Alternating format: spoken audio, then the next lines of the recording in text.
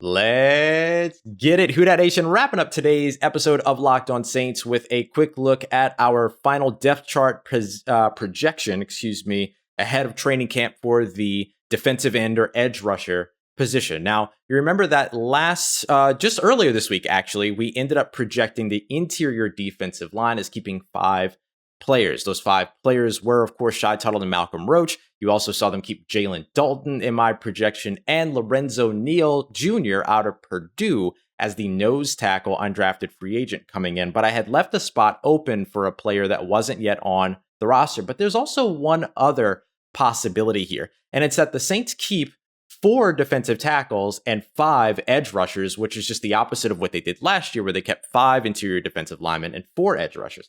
Here's the way that can work. If that happens, then I think that the players that you see the New Orleans Saints keep in terms of their edge rushers are Cam Jordan, Marcus Davenport, Peyton Turner, Carl Granderson. Very easy, right? Your 2 top guys in Cam Jordan and Marcus Davenport. Marcus Davenport, the guy that you're trying to make sure is going to be your top guy for the future. Peyton Turner, who you just invested a first-round selection in, and Carl Granderson, who has continued to impress over his time throughout his development since coming in undrafted out of Wyoming.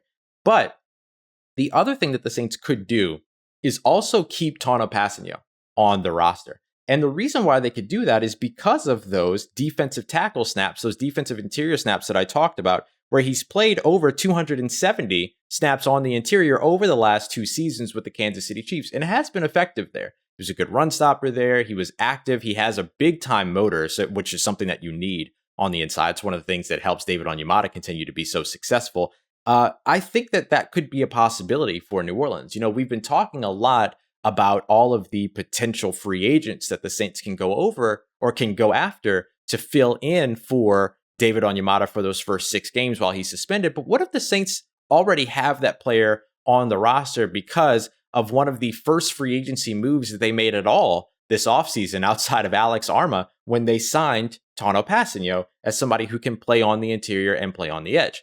Not a bad shakeup to have him as veteran depth behind guys like Shai Tuttle and Malcolm Roach, and then have him rotate with Malcolm Roach. Let Shai Tuttle be your lead guy going into 2021. Do that for 6 games. And then when David Onyemata comes back, you can make a decision to move on from someone else on the roster to make the space for him, right? If the Saints keep, let's say, a 6th receiver or an additional cornerback or an additional player in the secondary or whatever it might be, then the Saints could then keep Tanoh Kpassagnon and then end up using him on the edge and in the interior as a rotational player. This is something that is not foreign for the New Orleans Saints. They like to be able to do things like this. So that's what I would keep an eye out on as well. If they don't go out there and make a move at defensive tackle, it might be because they already have the solution on the roster. All right, y'all, and to wrap up real quick, I always promise you a little bit of lanyap or something extra. So here is a little bit of lanyap for you. We got an update this morning about naming rights for the Louisiana Superdome, which is now going to be named officially the Caesars Superdome, just as The Athletic reported like months ago, like Jeff Duncan mentioned this morning.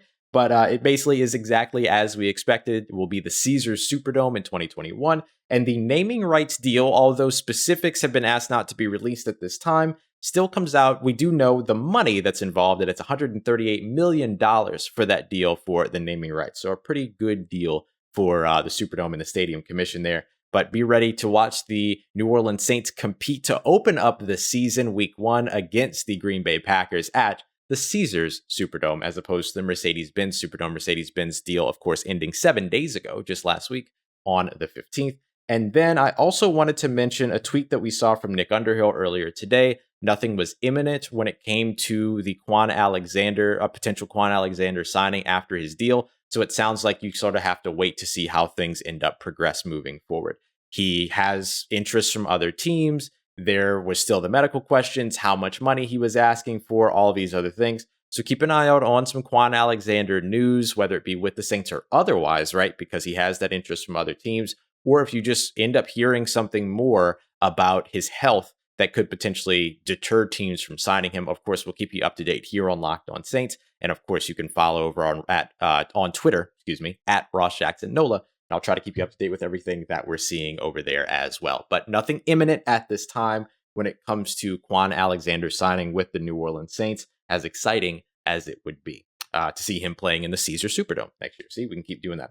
One other thing that I wanted to mention is that CD Deuce, CJ Gardner-Johnson having a ton of fun on Twitter over these last couple of days about the Saints secondary being back together, and even went so far as to tweet what the Saints lineup would look like with himself, Marshawn Lattimore, Marcus Williams, Malcolm Jenkins, and just kind of daydreaming the idea that Xavier Howard could potentially be traded to the Saints. So he likes the look of that 5-person secondary there, that dime package secondary, that nickel package secondary, and certainly would have a lot of fun if Xavier Howard does indeed become available from the Miami Dolphins. Another storyline that we'll continue to track here on Locked On Saints.